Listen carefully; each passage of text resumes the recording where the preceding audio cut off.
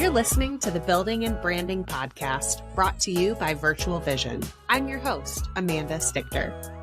On this show, I sit down with experts in the restoration and home services industry to hear their stories of how they built their businesses to succeed and stand out.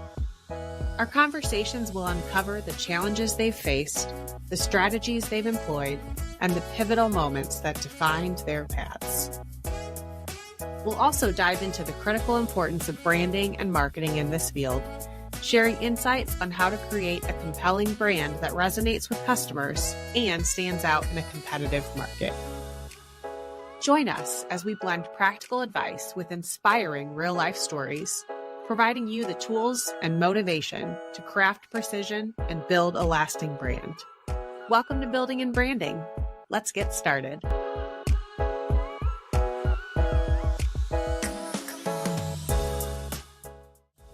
In this episode of Building and Branding, as leaders, we actually have to become different people over time. It's like I have to constantly be considering, where do I need to let go of certain things in my leadership and allow my team to really shine through? I'm learning in spades of what it actually looks like to collaborate and to delegate well.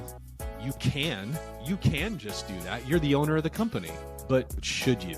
The can as an entrepreneur is almost always a yes, but I think leadership, I'm learning so much more about the should. There's something profoundly important about how we make people feel as we're delivering these services. I just think as an industry, we aren't oriented around that enough.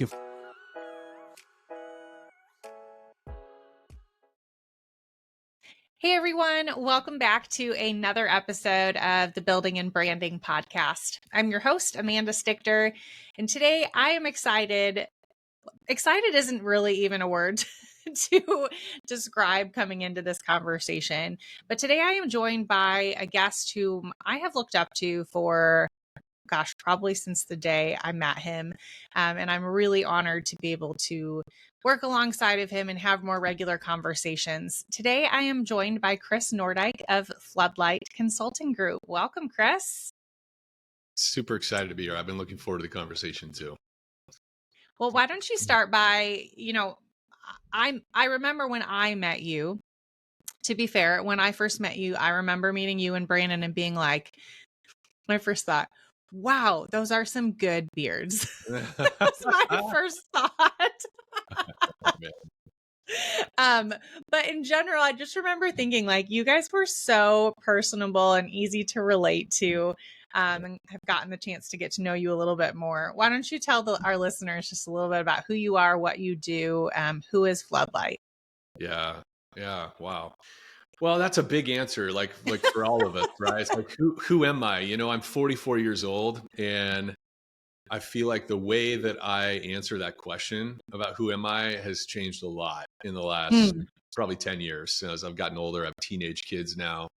I think first and foremost, in terms of like priorities and what I'm really enjoying, I'm really enjoying being a husband. So my wife and I've been married since we've been together since our senior year of high school.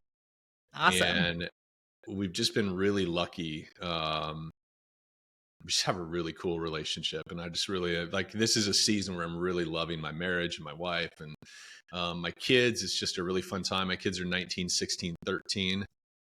And you just go through seasons in life where you have different things going on. Your relationships are kind of in different places and stuff. And it's just been a really rich family season for us. Professionally, I've had a pretty eclectic background. What led me into this industry, I guess you could say indirectly, was the insurance business. I spent almost 10 years working within State Farm, within that ecosystem. About 5 of those years owning a State Farm agency. And while it was not planned, it was not planned at all for me to go into the insurance industry. I've been one of those people, I think some people are really, you could say lucky or unique in that they kind of know what they want to do from a very young age. maybe they're a lemonade stand kid that, goes on to Sure. be a serial entrepreneur, whatever. That wasn't me. I did think I wanted to go into music. I grew up singing and playing the piano. Really? My dad was a very accomplished piano player and music teacher. My mom was a musician. So I grew up in church on church music. And Yeah. I really thought I was going to be the next like Michael W. Smith or Billy Joel. Yes. I went to I went to college my first year and horsed around in class, but I was part of music groups and traveling. I had a traveling ensemble that I was a part of where we traveled around the country singing and No performing. way. And so I spent a lot of my early life on stage, behind the piano and behind the microphone. And I thought that's what I wanted to be. And I think ultimately what I discovered is, number one, I didn't want to be a music teacher. Mhm. And I also didn't think I had the chops to be some famous recording artist. Sure. But that led me ultimately to business, where I just realized I really love talking to people. And Hmm. I really love building relationship. I love just that dynamic of connecting with others and trying to understand other people. And I also learned too that, like my father and my grandfather both were teachers. I think in another life I probably would have been a teacher, because Sure. I just I I can see love that. yeah, I just love it. I love it. I just came from restoration affiliates last week in Indianapolis. I had 5 sessions that I taught, and it was just another reminder, because I don't get Mhm. to do that every week in person with Right. people. It's Right. several times a year, usually 6 or 8 times a year. I travel to go speak to groups, and man, I just love it. You have those things Mhm. that just fire you up and bring you Yep. energy. Yeah. So anyway, that's kind of in a nutshell, right? Entrepreneurship, owned a couple small businesses, got into insurance when I sold one of those businesses. I had a State Farm agent friend and somebody who I'd been selling to in another business I owned. And he's like, hey, if you don't have any specific plans, let me come teach you the insurance business. And if you're any good at it, you can maybe get your own agency. Sure. And that's kind of my last, that was the thing that ultimately ended up leading me into restoration. Hmm. And I feel like that's actually a pretty common theme. You hear a lot Yeah. of people who are like, well, I started on the insurance side and then moved into this. But like, what specific, was there a moment that made you go, I mean, gosh, in the insurance, like I heard you say, I love connecting with others and Yeah. just diving into relationship with them. Where did you find that in restoration coming Oh, from insurance? yeah, I liked being the hero. Hmm. And so for me, I actually found myself really, really drawn to the claims side. Okay. See, I was good at selling. I was a top agent. I was a great producer. I loved networking, getting out in the community, doing unique events. I loved the sales and marketing aspect of agency, but I also found myself really passionate. I just felt like I'm selling vapor. I'm Hmm. selling promises to people all day. And when claim time, came around, I really wanted to be that guy. I wanted to Yeah. be the good neighbor guy.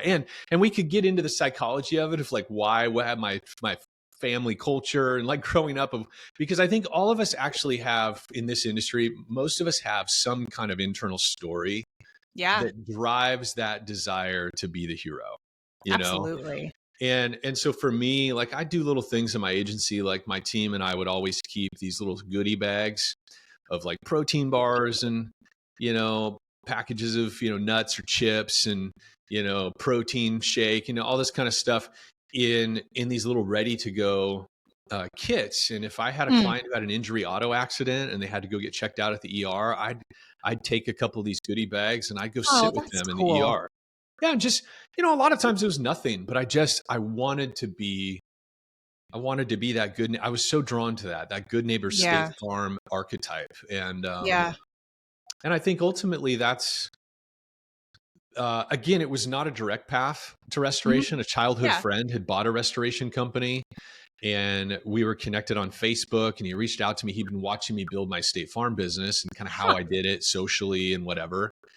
And that's how I got connected. But I realized after the fact, almost like pure luck, that holy cow, like the thing that there wasn't very much I could do to actually help my clients in a claim scenario except just be their friend Sure. and support them. Yeah. Um, because oftentimes when I would get involved in a claim as a State Farm agent, I would get sideways with my claims department because we're supposed to stay at arm's Sure. length. I'm not supposed to necessarily be my client advocate in the claims process. And I found that very frustrating. And then when I came to the restoration industry, I'm like, oh my gosh, I have free reign to affect and impact our client's claim experience. We probably in the restoration business have the most influence over a policyholder's claim experience than anybody else in the transaction. Sure. Yeah. And I loved I could that. see that. Yeah. Yeah, I loved that. Yeah. Interesting. So, first of all, okay. I write down notes while I'm talking with people Hey, that's because fine. Me too. I want to make sure that I can go back to these moments. So, as I shared with you before coming into this, the thing that I am really passionate about in this industry and why I have these conversations is because there is something that sparked you to end up here.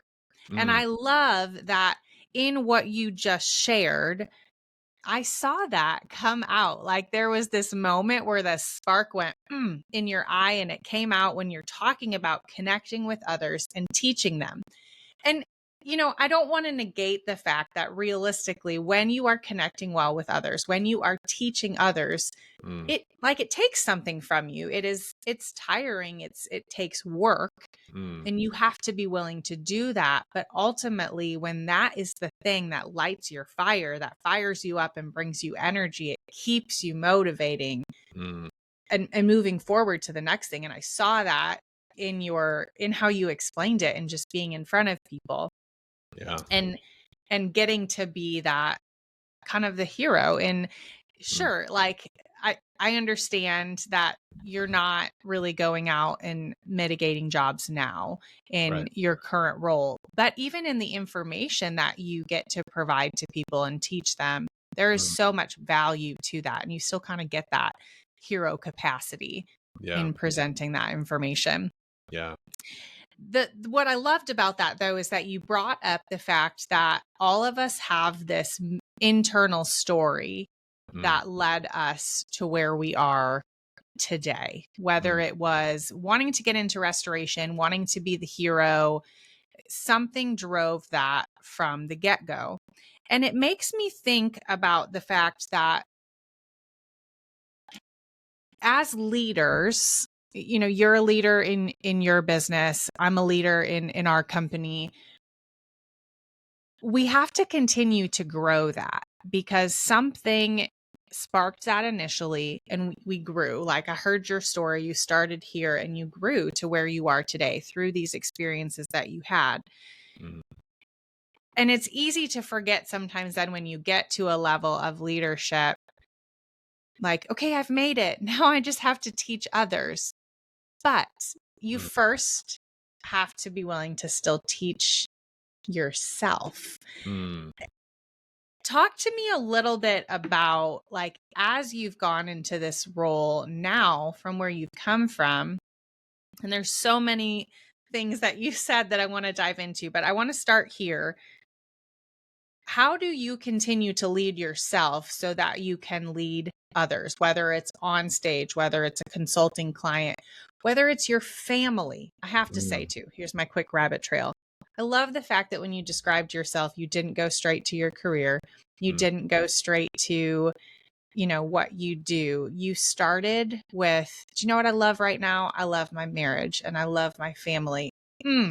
I love that because I'm a strong believer that you could achieve the world all day long, but if you lose your family in that process, have you really achieved what matters? Yeah. So, okay, that was my rabbit trail, but I love that you said that. Now let's go back to that question. You've done a lot. How do you continue to lead in all these different capacities and keep yourself at a position to do that? Yeah. Well, let me say one more thing about the family, because like in complete honesty, I'd rather be with my family right now than working. Yeah, totally. I just like, I work I love my work. And I love what Brandon and I are building at Floodlight. And like I have moments though at home, like last night, sitting around the solo stove on our back deck with my wife and I snuggled up on a futon we have on our back deck with Yes, I love it. my other boys. Like you just recognize that this moment, like this thing we're sharing here where we're sitting, we're listening to music and we're looking at the fire together. Like this is what we do all this for. And I think like there's been a lot of seasons in my life where I've really missed that. I've been so oriented and hyper fixated on tomorrow and bigger and better and more money in the bank account and more income and more scale. And like where just I'm so preoccupied with all of that stuff that I've had these moments here in the last few years. My father died earlier this year of cancer, Oh, 68 years old. Yeah. It was a real moment of truth for me. Because I think you just realize if I'm always hyper indexing on the next thing in my business and when this happens and we should be bigger and I should have more. And it's like, whoa. There, you have no guarantee that you're going to get to the end of whatever finish line you think you're orchestrating. I think part of as leaders, in order for us to cultivate our own energy and to be able to bring our best to our people, is we've got to find a way to enjoy now and to be present in what's happening now and what are all the what is there for me to enjoy and appreciate and be grateful for right now. And I just find over the last 6 months or so, I don't know, that's just been a really important orientation for me. But there was another thing too that comes to mind when you ask that question about self-leadership is I think that as leaders, we actually have to become different people over time. And I think sometimes a mistake that I've made as a leader as I've gotten is there is some school of thought or there's some gurus online or there's certainly books out there that sort of convey leadership as not giving a rip what other people think, that's like an aspect of leadership is becoming less concerned with what other people think and just being yourself. And like, you know, and I'm like, okay, well, what version of self? Because I think that's just not how I see leadership. I think that it's not necessarily about me not giving a rip what other people think or just quote being myself. It's like I have to constantly be considering like, who am I? And what aspects of myself do people really need around me? And where do I need to let go of certain things in my leadership and allow my team to really shine through and to be that thing? And, you know, something that sticks out was a conversation I was having with Rachel Stewart. Rachel Stewart is the founder of Accelerate Restoration Software. She was just a really tremendous leader and operator at Titan Restoration down in Arizona. Anyway, just an incredible person. And she was mentioning she's part of an entrepreneurs group now that she's a software CEO. And this one entrepreneur that used to be the CEO of HubSpot, not HubSpot, Infusionsoft, which is kind of a marketing platform, right? And I can't remember what they are now. But anyways, the CEO at the time, he was giving this talk and he was saying that as a CEO or a senior leader, you really can only lead a company through one or two growth cycles before you really need to bring in a different leader in order to take the company to the next thing, because something completely different, a completely different type of leadership is required at every stage of the business. And I've really found that to be true, but I think there's some nuance to what he said. I don't think he was saying, hey, you really only can lead for 2 cycles and then you're done. Like then you put that horse out to pasture. You know, I don't think that's what he means, but I think what he really was saying and what Rachel was conveying is that as leaders, we actually have to become a different person in order to be able to lead our team through all of these different horizons in the business. And I'll tell you what, I'm right in the middle of that right now as a leader. I am right in the middle of a very difficult leadership transition. And it's interesting. One of the things I think Brandon and I have perfected or have always strived to perfect over the years is this idea of hiring people that are better than us. It's a big ego strain, or it can be. It's like, I think as a leader, the thing that, or an entrepreneur anyway, for sure, the thing that gets you to kind of the first levels of success is this self-empowerment. I can do this, like stay the course, it's perseverance, it's grinding, it's like self-reliance, all that stuff. And that may be that first sort of wave of leadership. And it's hard and not everybody can do it. Right. But then there's this transition point where it's like you have to acknowledge and identify the gaps in my leadership and my own personality and my skill set and start to find people that are rad at that stuff. Yes. But everybody's heard that, right? That's classic E-Myth, stuff of, hey, you got to hire and build a team around you that sort of they embody your strengths where you have weaknesses, all that kind of stuff. Right. Like, yeah. But the other thing that I found, like for us, one of those figures on our team is Wayne Hudson. Wayne Hudson is 14 years younger than me. And Wayne, we brought Wayne on about a year ago. Yeah. And it was quickly obvious to me that Wayne was significantly more skilled and more talented in ways that I'm not. And when I first started to kind of rub up against that reality, it was I really felt a lot of imposter syndrome. Sure. And I really felt I often would come away from interactions with Wayne, not because of anything he said or did necessarily, but I felt small. Yeah. And I'm like, hey, who's the founder of this business? I had all these shoulds that were coming up. I should be better at that stuff. Like, well, who's this guy? He's 29 years old.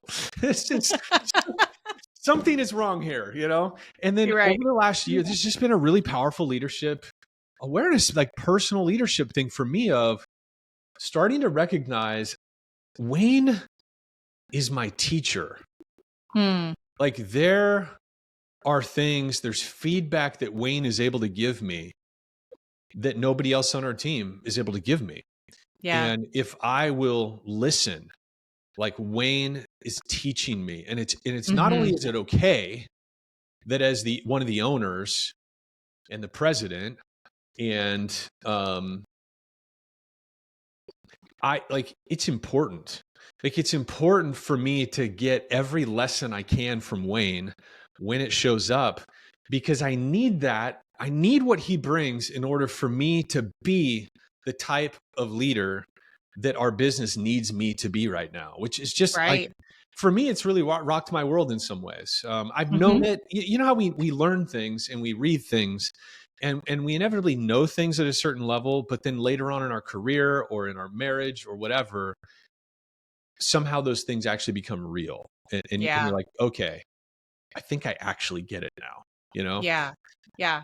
And so for me, that's probably been the biggest realization is not only because I've been doing not only hiring people that accentuate your skills and talents and essentially filling the gaps where you suck, right? That is kind of the first layer. And I started recognizing that because I've always hired coaches and executive coaches, life coaches, consultants, pretty much since the beginning of my career owning businesses.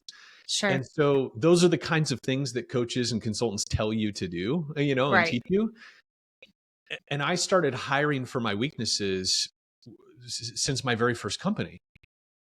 But I think what I would do is what I see a lot of owners do, which is you hire for your weaknesses and then you just kind of throw things over your shoulder.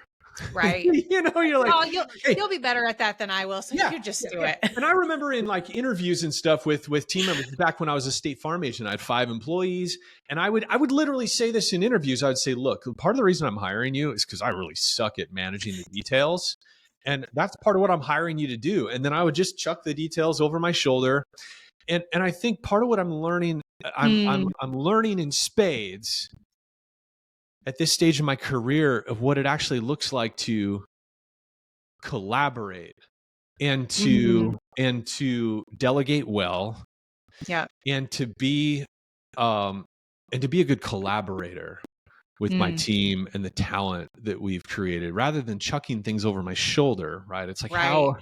how do I maximize these people on my team that are so skilled and so talented in the ways that I'm not?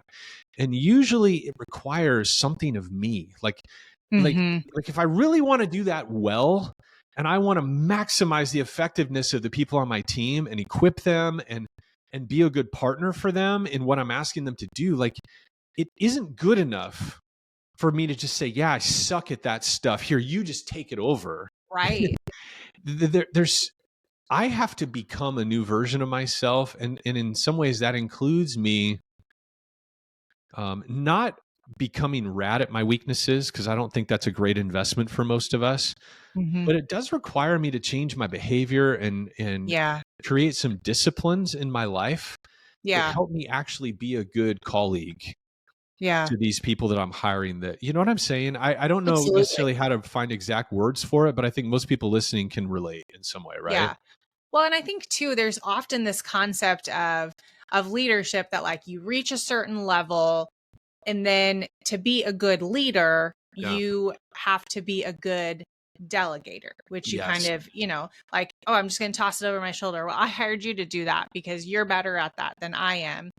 Yeah. But to be a good leader not only requires good delegation, it requires the willingness to learn from your Yes. team. Yes. Because leadership shouldn't be this like, okay, well, I'm the leader, so here's my funnel that I'm just going to tell you my vision. Now you, my little minions, go do it. That is not leadership. Yeah. Good. I mean, I can think of like my mentors and people in my life that I identify as good leaders, and it was not a one-way top-down mentality. It was a leader who didn't even necessarily start by, I mean, I knew there was a vision there, but they started by asking the questions, learning how to interact with their team. And I mean, realistically, those people, as a leader in my company, I can learn so much from every single person that is on my team, that recognizing I'm not an expert in that. So how about you teach me? Like, you be the leader in this. There can sort of be that like role exchange there, and allowing people the ability to do that. So understanding that leadership really is a two-way street. It's both top down, like they're going to look to me for guidance. Yeah. But also like bottom up, I should know how they're feeling, and I can learn from them. And if I have that holistic understanding, not only does it help me be a better leader, it can help my company be in a better spot. And also just adjusting like what does my team need me to be for them? Yeah. Yeah. I think it's important to find those pieces in there too. It's so true. I wrote an article in CNR recently called "Can We versus Should We?" And that article is specifically built off the transcript of a conversation between Wayne and I, where Wayne called me out for some bad behavior of chucking things over my shoulder, and like a masterclass, he explained to me the why behind his feedback and why he's so cautious as a leader with the rest of our team at Floodlight, because Wayne's our business manager. He's effectively kind of our COO in a small company. Sure. And he is incredibly thoughtful about the tasking and assignments and the stress load that he's creating for his downline team. And I often mindlessly make a quick judgment. Can my team do this? Yes. Awesome. And I chuck it Break over my to it. shoulder Yeah. and I hand it off. Let's figure it out.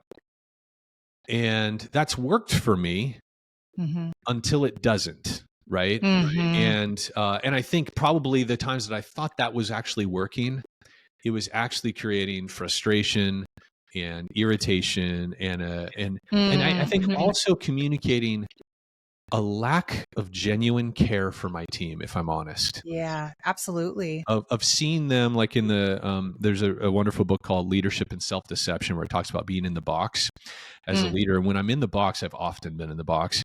There's this idea that when we look outside of the box, we see everything as objects and obstacles, and just subconsciously we treat people as objects and tools. And I think inadvertently, I've done a lot of that as a leader. And this example, that article was Wayne calling me out and be like, dude, like you can just do that. You're the owner of the company, but should you? And that was a really powerful reflection for me. And it's back to this topic of self-leadership. I think so much of my leadership journey over the last few years has almost exclusively revolved around that question. Can I? The answer is almost always yes. I can do whatever I want. Right. As a leader, often, especially as the owner, I can do whatever the heck I want. It's my business, et cetera. It's Brandon and I's business. But but the can as an entrepreneur is almost always a yes. But I think leadership, I'm learning, is so much more about the should. Absolutely. And it's a simple question, but it's very powerful. The first thought that came into my mind as you were talking through that is the idea of a jack of all trades and a master at none. Yeah. I've been honored in my career to be able to walk alongside companies and help them identify like what really is the heart of what we're doing. What's the mission and like the foundational aspect of who we are. And everyone, like, they're hard questions, but everyone loves having those conversations. But you know what they don't love? When you get past those conversations and you start getting into decision-making moments where you go, could you do that? Can you do? Yeah. The answer is almost always yes. Now stop and look at your mission and your vision. Should you? Yeah. Because if it doesn't align, the can question answer is yes, but the should we is probably no. Yeah. And not everyone likes that, but I'm a very firm believer that sometimes no is the most powerful answer you can give. As leaders, we like to believe that if I'm going to say yes to something, that's going to propel my business or my team forward. But sometimes the best propeller you can give to your team is to say no. Yeah. I agree. 100%. And I'm terrible at saying no. I think it takes some practice for all of us. Thankfully, I'm a partner guy. I've never been a solo guy, and this is part of what Brandon and I really are the yin to each other's yang. Brandon is much more able to say no, and I'm much more inclined to say yes. And I think that has been a multiplier for us, having that balance. Sure. Yeah, but sure, I get it. Yep. Absolutely. Well, I'm going to pause us here quick so we can take a quick break and just hear a word from our partners, but we'll be back to dive into some more conversation. Hey, listeners, we've got some exciting news for you from one of our sponsors. Attention restoration business owners. Are you drowning in spreadsheets and reports trying to make sense of all the data your business generates every day? Well, it's time to turn that data chaos into clarity with our newest sponsor, JOC Analytics. JOC Analytics specializes in transforming your data into easy-to-use, customized business intelligence reports. Imagine having all the insights you need right at your fingertips to optimize your operations and drive your business forward. No more hours are spent piecing together endless spreadsheets. JOC Analytics does the heavy lifting for you. Their tool, PowerView, seamlessly integrates with popular platforms like Dash, PSA, Restoration Manager, JobDocs, and BuilderTrend. It pulls in your data, whether through open APIs, direct database connections, or simple exports. The result? A powerful, tailored business intelligence solution that puts you back in control of your time and your business. Don't let your data go to waste. Partner with JOC Analytics and start powering your business decisions with insights that matter. Visit jocanalytics.com and discover how to reclaim your time and your sanity. Discover the power of your data. Heads up! The highly anticipated 2024 C&R State of the Industry study drops on November 6th. Dive into groundbreaking trends, cutting-edge tech, and exclusive data that will shape the future of cleaning and restoration. Whether you're looking to get ahead of the curve or sharpen your competitive edge, this is the report you can't afford to miss. Buckle up for this year's game-changing industry insights. Register now to be a part of it all at cnrmagazine.com/state of the industry. That's cnrmagazine.com/state of the industry. Have you ever wondered what the true cost of doing business really is? Sure, we all know the numbers: gross profit, net profit, overhead, variable costs. But what about the hidden costs that don't show up on your balance sheets? Think about it. Those sleepless nights, the missed family events, the constant pressure to stay ahead in a competitive market. The restoration industry isn't just about numbers. It's about people, communities, and stories of rebuilding after disaster. That's why the 2024 Cost of Doing Business report, released by the Restoration Industry Association and powered by Know-How, is more than just data. It's a blueprint for the future, one that not only gives you a clear picture of your financials, but also helps you reclaim precious time and energy for what truly matters. Whether you're racing against time to get families back in their homes or managing the chaos of daily operations, this report provides critical insights to help you succeed both financially and personally. Don't just manage your business, master it. You can get your hands on the 2024 Cost of Doing Business report today and start building a better, more balanced future for your business. Head to costofrestoration.com to learn more. That's costofrestoration.com. All right, and we're back. Again, joined today by Chris Nordyke with Floodlight Consulting. We spent the last little bit just diving into some self-leadership conversation and talking about the power of yeses and nos and learning yourself as a leader, how to be a collaborator rather than just someone kind of pointing the direction of where things are going. Chris, I want to switch topics a little bit because in prepping for this conversation, I asked you, what's something that you're really passionate in talking about right now that kind of, like really brings you joy?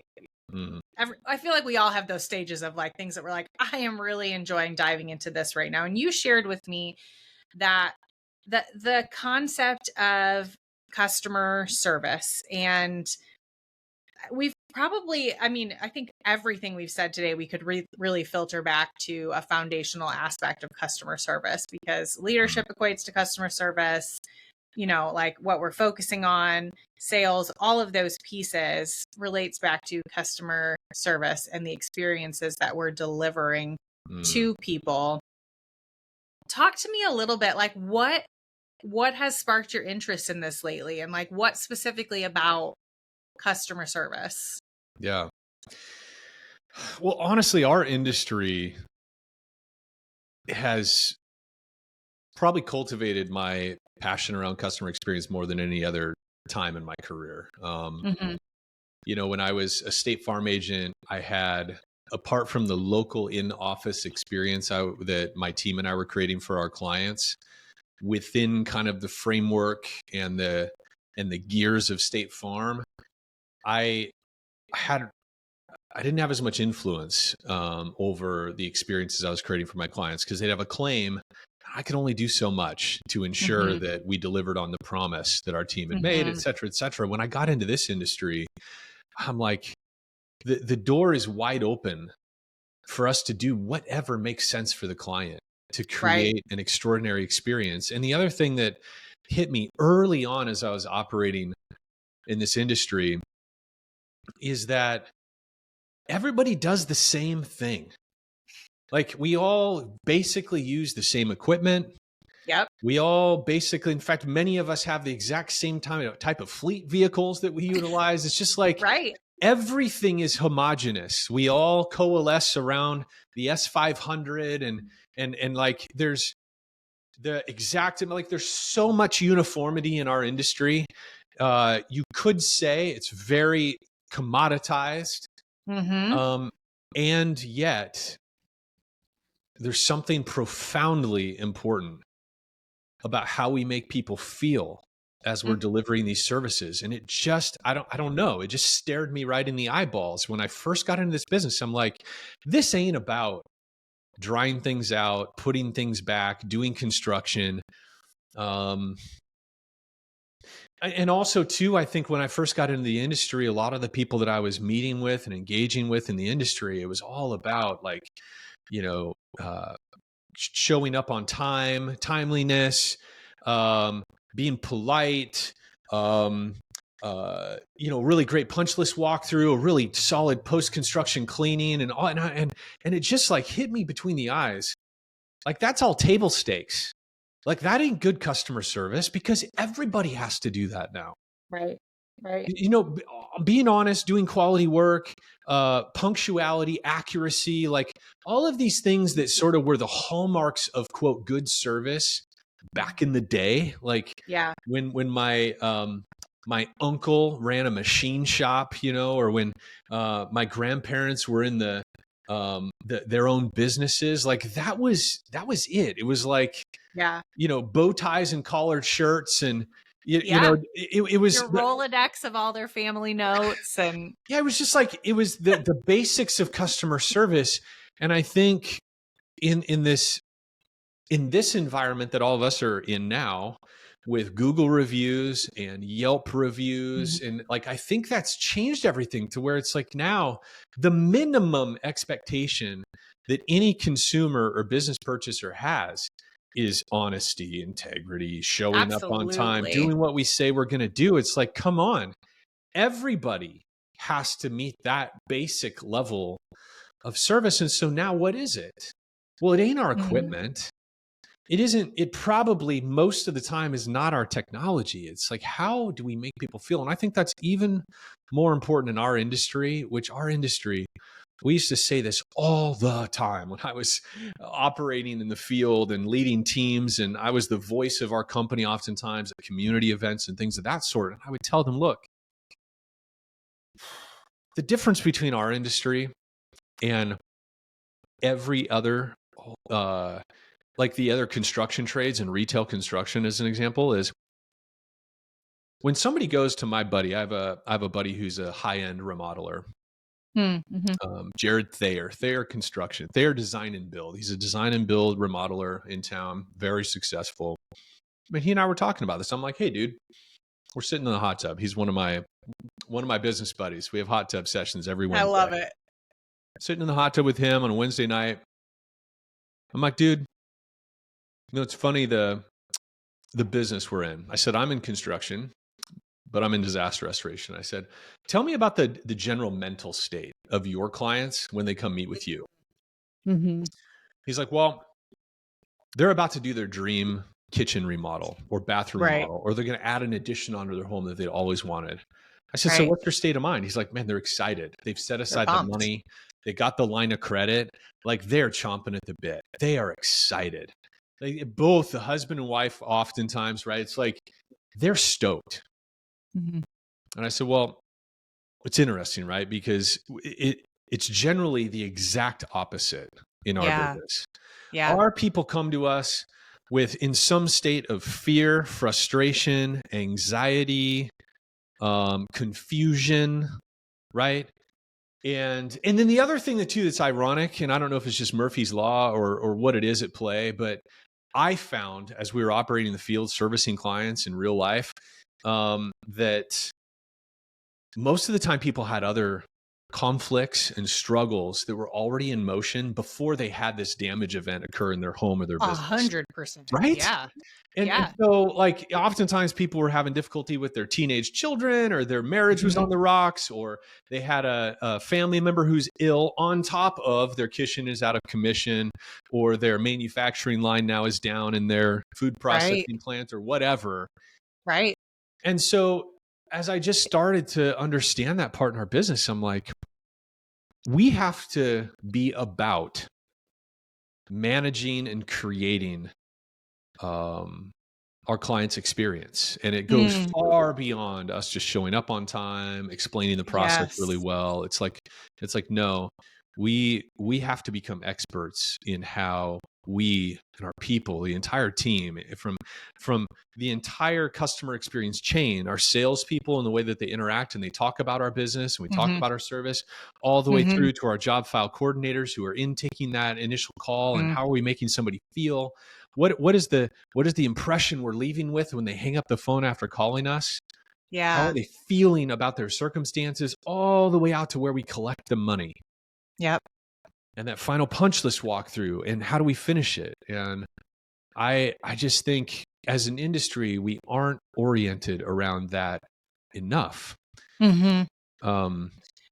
And then I'll just say one other thing, because this is new. Like, I'm always learning new stuff around this. So I was preparing for a customer experience talk about how Brandon and I integrated Ritz-Carlton and their training and their whole internal culture and system behind their guest hospitality experience.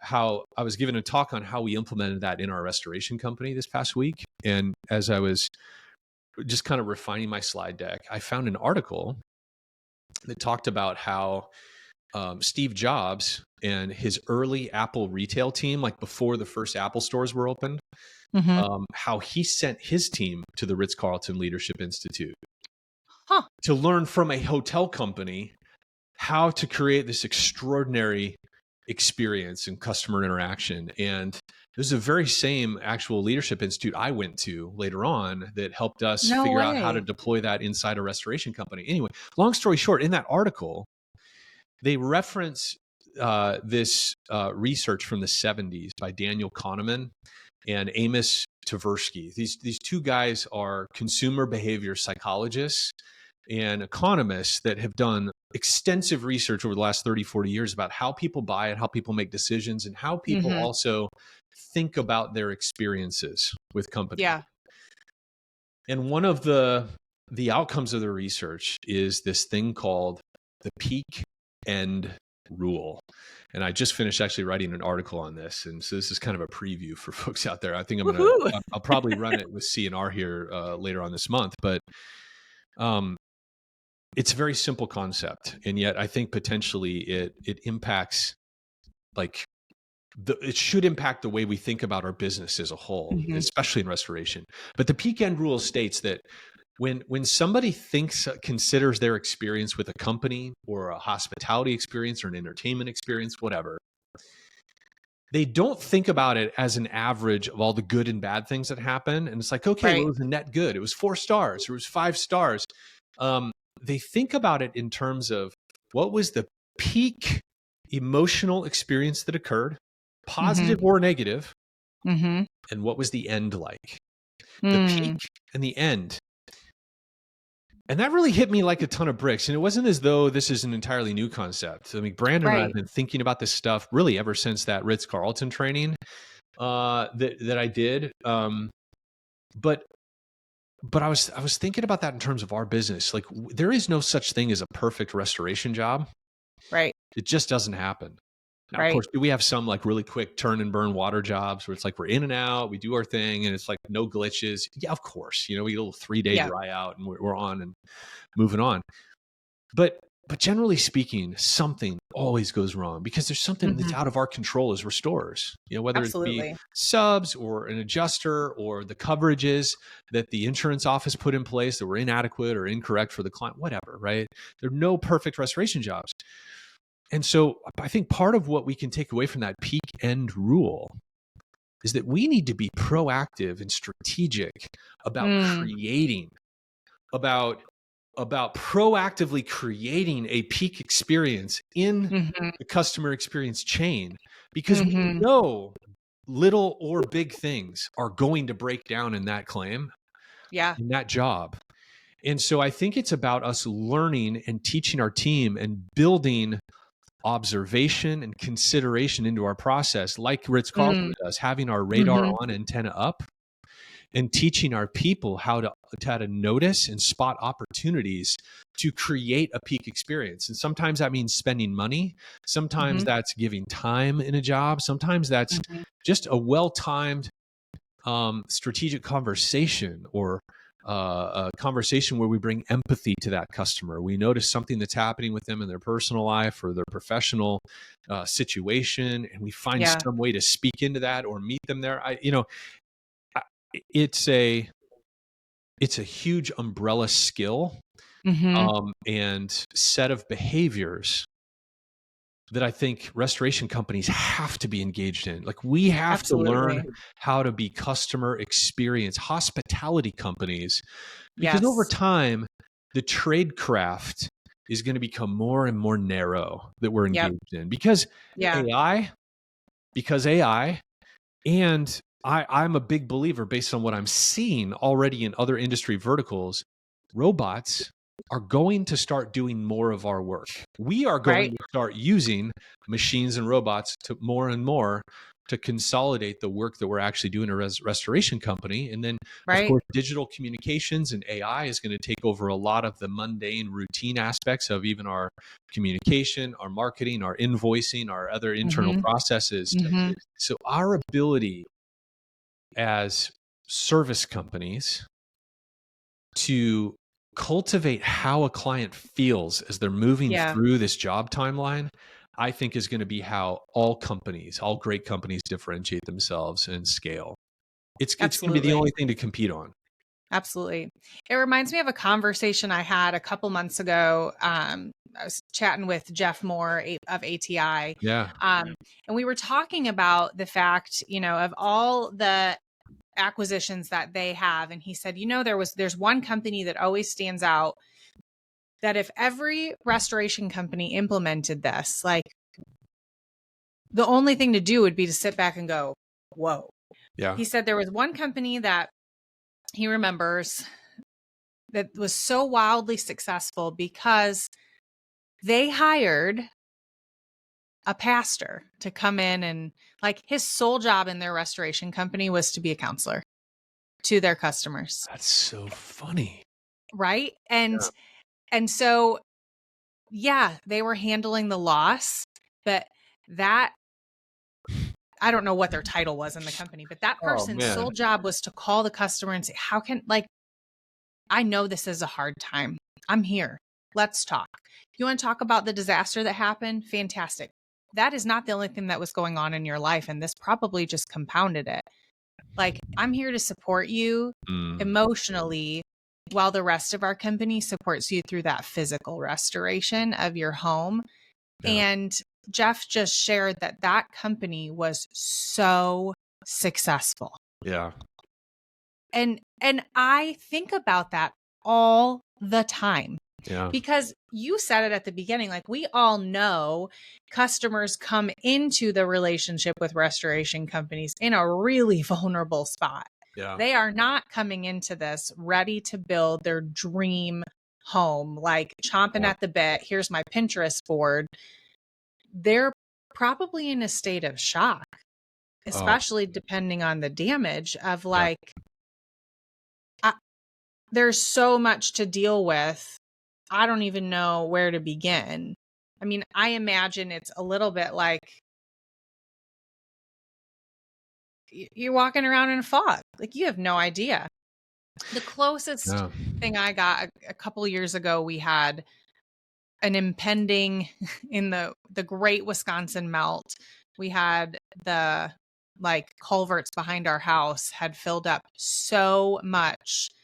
Our neighbor already had 16 inches of water just flowing in her basement, and we were watching this water approach our back door. And I remember sitting on the stairs with who is then my 3-year-old daughter, hyperventilating, what are we going to do?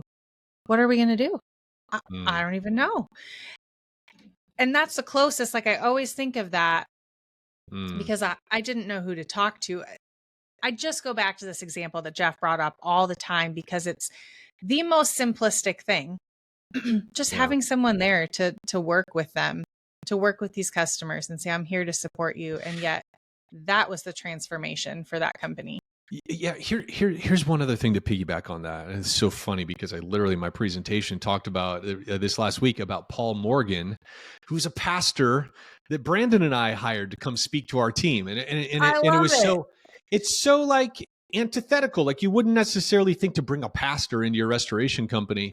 But while we didn't have Paul work with our clients, we had him work internally with our team. And then eventually we actually hired one of the chaplaincy organizations. Most communities have a crisis chaplaincy or something that operate with police and fire and so forth. And we ended up hiring them to coach and support our team internally. But I think another aspect of creating a customer experience culture, which we must do as an industry, is we have to figure out how to take care of our team in such a way that they know what it feels like to be taken care of. Yeah. And I have an early experience and picture of this from way before I got into disaster restoration. So I had a brief stint as kind of a technology entrepreneur. I thought that's what I wanted to do between insurance. Sure. And I started running in some crowds of different entrepreneurs and stuff. And I ran an organization called Speaker Lunch, and I would bring in CEOs and serial entrepreneurs to come speak to a group of local business people. And it was one of the coolest things I've ever done, to be honest. But I got to meet the COO and co-founder of Zappos.com. Has anybody heard of Zappos.com, where you started out as a shoe company? So I got a chance to meet Alfred Lin, and actually brought him up to Oregon to speak at OSU and to speak at my Speaker Lunch event. And through that, I ended up eventually going to Las Vegas and touring Zappos headquarters back in their heyday before they sold to Amazon. At the time, they were doing about $100 million in sales. They eventually sold to Zappos for almost $1 billion, actually over $1 billion about 3 years later. But I got to see early days at Zappos of how did they become a company in relatively short order, about 7 years to get acquired by Amazon. And Jeff Bezos would acknowledge, by the way, that Zappos was a major growth driver for them because of their warehousing technology and all kinds of stuff that that Zappos innovated on. Long story short, back to this sort of customer experience culture. Still to this day, they may have one of the most vivid and powerful and unique and innovative customer experience cultures I've ever seen. So when I'm touring there, I was hanging out on their call center floor, which is part of their headquarters, and it's on the same open floor as all of their C-suite executives. So all their C-suite executives are sitting there with all of their call center callers, or the vast majority of them, in basically the same room. And there's this door where it was Dr. Mike, and Dr. Mike was in residence, basically the counselor for all of their employees. So their employees could schedule time with this clinical psychologist, and he was part of their C-suite. He was one of the main executives, and his whole job was to support and provide counsel to anybody in the company for free. They could schedule time with him, and they could also walk in. His door was always open. He was always there. He was always available via phone. And I just thought, God, this is incredible. But what I saw from that, and what Zappos became known for, is that they did not, one of the most common metrics among call center companies and call center sales organizations is time on the phone, time per call. Right. And most of the time, they're trying to manage that metric down to as short as possible. Like, how Right. quickly can we convert this sale and get that customer off the phone and talk to the next one? And Yep. Zappos specifically eliminated that metric. They said, no, we want you to talk to that customer as long as possible because we want you to build a long-term relationship with that client. And their average revenue per call transaction at Zappos, I don't remember what the numbers was. This is like 12 years ago, was extraordinary. It was industry leading, and it contributed heavily to their success because, you get on a phone and not only would they talk to you and help you kind of decide what you're looking for and point you towards, oh, hey, have you heard about these shoes? Or, hey, we have this new brand we just started. Let me show you this. Here's a link. Click on that. Tell me what do you think of those? But then also, I had this experience. So doing that tour, I'm like, oh my gosh, it's so incredible. Well, lo and behold, 2 or 3 weeks later, I had to buy a pair of dress shoes for an upcoming thing I was doing. And I call Zappos, they don't have the dress shoes. And I'm like, oh, bummer. Well, do you have any other styles you would suggest that like fit similarly? And they're like, well, yeah, I looked at this other style. I'm like, eh. And they said, well, hey, that original style that you wanted, turns out right now it's on sale at lime.com, which was later acquired by Amazon. And they sent me the link. They said, hey, it's actually $10 less than what we were, listing it for. So if you want, I just go with that. They sold me on somebody else's product. Yeah. And I became a raving fan of Zappos. And honestly, for years, I just defaulted to Zappos. I didn't care how much it costs. I'm just like, they made it so easy. Every time I called in, I mean, it's just extraordinary. And so I would even say today, if you're looking for clothing or shoes, like you cannot go wrong by going to Zappos. And don't just go online to Zappos, call them while you're on their website. It's extraordinary, the experiences they create. And I think there's something for us to learn from Zappos in that. And that one, I think we need to pay far more attention to how we are organizing our business, the systems and processes that we're creating, that they need to be oriented around how do we make people feel throughout the entire customer experience chain? Because we have an especially emotional business that we're in.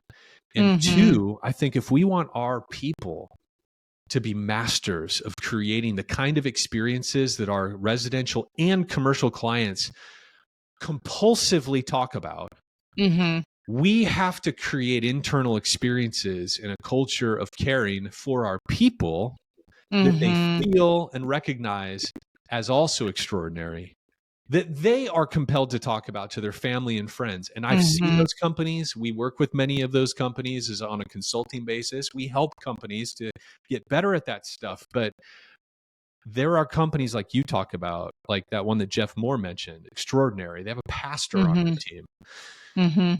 But I think also, and if I had to guess, that company he's talking about, that pastor also has a material role in supporting their internal team as well. I'm and making sure that they feel cared for and supported in the work that they do, Yeah. Well, and the reality is we often think of customer service as externally focused, but let's be real, your employees are technically your customers too. They're buying into your business as well, with their time and with their efforts. And it starts there too. It all goes back really to that initial conversation that we had of a good leader can recognize both of those aspects and be kind of growing in your leadership ability and oneself, changing who you are, self-leadership. And that involves recognizing what your company needs as well as what your customer needs kind of in these volatile situations, for sure. Well, and bringing this full circle, right, back to sales, because everybody listening to this wants to sell more. There's no doubt about that. These stories that you learn to create for your external customers and your internal customers, your people, are the thing that is the products that they're selling. These stories, these are the most powerful products for your salespeople to be talking about in the field. Yes. And not just the customer experience, but indirectly, right?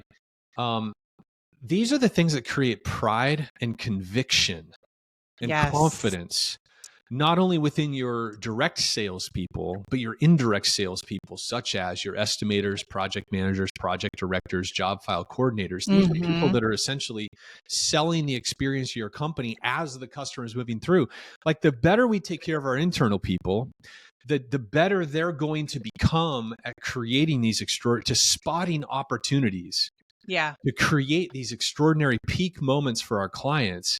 And then those Yeah. peak moments that we create for clients become these points of pride that our Mm-hmm. salespeople want to go out and talk about Yes. with commercial decision makers, because everything else that most people are selling is swag, booze and schmooze, bourbon and baseball tickets. And the Yep. companies that are really nailing this thing that we're talking about, their people are out there selling with conviction about the kind of experience that they're confident their team can produce Yes. for the prospects that are selling. And that's incredibly powerful. Can you win by selling the booze and schmooze? Yeah, to some degree. To some But degree. I think Yeah. everybody's felt the difference when they've talked to a salesperson that is convicted about the quality of the team and the focus and the ethos that their team is operating on, right? The juice that their team Absolutely. has, you can feel it. I think of one person that comes to my mind that I think you probably know too, is Mandy at AnswerForce, now of JOC Analytics. Mm-hmm. Anybody that's met Mandy Ruiz, am I remembering that right? Yeah. Yep. Yes. Yep. Oh my God. I mean, Mandy, shout out to Mandy. Yes. She is one of those people that Yep. just oozes pride and conviction in her brand and in her team. No doubt Yes. what Chris and company at JOC were wanting to snatch for their brand at JOC. I mean, it's just an extraordinary acquisition that they made at JOC. But that is just an example of Mandy just, whoa. That I think is something I don't know. I don't know how AnswerForce cultivated that within their team. I mean, we'd have to talk to Mandy about that. But she's an example to me, a word picture of I think what we can, what kind of employees and the confidence and conviction that they're able to convey when their internal team is creating those kind of experiences for clients. Yeah. You know, 100%. 100%. I know my camera cut out there a little bit, but I did hear everything that you said. And Yeah, you're right on. absolutely right. There are those people that you're like, man, like, look at what they're doing and look at the oomph that they provide. And it's such an example. It's such an example. So yeah, and maybe Mandy, it's like I think it's quite possible that is who Mandy's always been, and she's always brought that to every company. So it sure. could be a chicken or egg thing. But then, of course, what kind of company do you need to be? And what kind of culture and what kind of conviction and commitment do you need to have to your client to attract somebody like a Mandy? Yeah, That's another way to think about it, absolutely. you know? Absolutely. Man, this was so good. So many things. And I feel like we could probably keep going for hours because there's actually so much that we could expand upon that. So maybe we'll have to have a part 2 here soon because Okay. All right. we could dive even more. I want to ask you one question that I ask everyone that's been on my show as we kind of wrap things up. People enter, as we've talked about, people enter this industry with their own internal story. And at some point, they're either wondering, is this the right spot for me? Like, should I enter this industry, or is this the right spot for me to stay in? What words of advice would you give for someone in that position?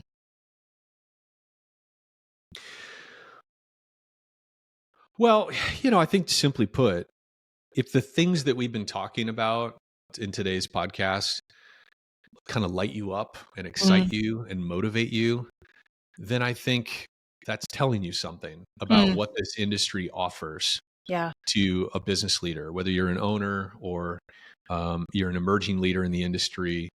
I just think that it's one of those industries where if you want to help people, you want to make an impact, then it's an incredible industry. It almost doesn't matter what we do. I think Yeah. that's the other thing. I'm 44 years old, and when I look back over my career, it's like I had this very eclectic, circuitous path. I mean, at one point, I had a company that remanufactured and sold inkjet cartridges, Wow. and then at one point, I was selling knives to kitchen wives and couples, and training sales reps to sell knives. Like, I've done a lot of different things in my career, and I think at some level, it really doesn't matter what you're doing, but more so how you do it and the opportunity that exists in that. But I think if you're somebody that really loves to innovate and be a change person, there is just endless opportunity in this industry. Our industry is so ripe for innovation and change. Like, there's so much we need, like this customer experience culture. If you're passionate about that, we need more people waving that flag and carrying that message and innovating inside their companies and figuring out what does it look like as a restoration company for us to become more and more and more customer centric in the way that we deliver services, less about the trade craft, although it's important, and more about how do we make people feel. If you're into that, there's what better platform than this very emotional, chaotic, difficult industry. Like, it's just such an incredible opportunity. Absolutely. Absolutely. And it's worth it. We can get paid. If you get good at this industry, don't listen to all the haters and naysayers and negative Nancys. You can find Facebook groups ad nauseum, LinkedIn groups. There's always somebody out there that's talking about how hard it is to make money, how I can, all the insurance companies, the TPAs. And I think like the RIA and the know-how, cost of doing business and the state of the data shows that all of that can be true. And there are many ways to still be very successful in this industry. People are making money. I can tell you right now, I see some of these comments in some of the Facebook groups that everybody listening to this knows what I'm talking about. And I'm fond of them. These people are my friends, you know? Yes, and it's like, absolutely. It's like, yes, are these things true? Yes, they are. And you know what? For every example you give of somebody getting screwed over by an adjuster or getting ground down on their invoice by a consultant or a TPA or whatever, I can show you a half dozen of our clients that are making really healthy margins doing TPA work and restorers making really great margins and finding business elsewhere, not doing TPA work. There is so much opportunity in this industry in spite of some of the gyrations and fluctuations and growth pains that we are having. Like, this is a great industry to make money in, but I think the people that find the most success reliably are the ones that come at it from how do we improve on the customer experience that we're creating by creating systems, managing our costs and our processes, being excellent at how we're doing the business. It's just, there's endless opportunity. There's a lot of money to be made and a lot of people to help, right? Absolutely. Gosh, Chris, well, I'm so grateful for your wisdom and just diving into some of these topics with me. I'm always grateful for the time I get to sit down and chat with you, whether it's in person or digitally. I'm just grateful and honored that you would give me some time of your day and your wisdom. Well, Amanda, we're grateful too. I mean, I just shout out to Virtual Visions. We just finished a website refresh, not a refresh, freaking whole brand new design.